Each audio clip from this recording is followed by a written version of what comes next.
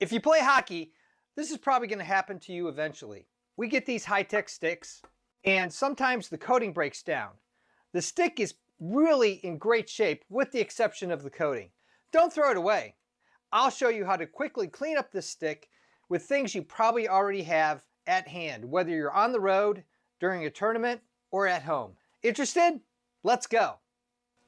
I tried all sorts of cleaners and nothing seemed to work as just something basic. I use these cards and Goo Gone. You can probably get a lot of the coating off on most sticks just by scraping it like this.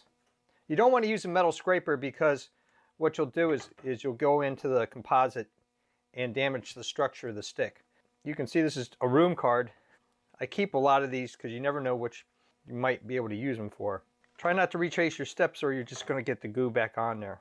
Now, if it's really kind of fussy, to use something like Goo Gone. Now, you got to be careful with Goo Gone because it is a cleaner. So if you're going to use it on your stick, be careful about it. See, that's kind of cleaning up all the extra residue and it will get right off. Now your stick is in great condition, looks almost brand new.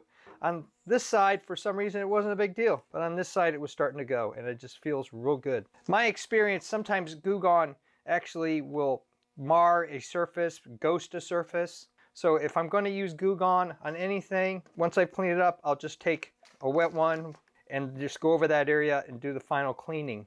And you can see it brings the stick right back. And this is a good way to just generally clean your sticks. Goo Gone is available in pretty much any store, sometimes even convenience stores in all sorts of different sizes. There's a travel size that's really small. I'll post down below. Sometimes you can get even better deals on Amazon for Goo Gone if you're interested.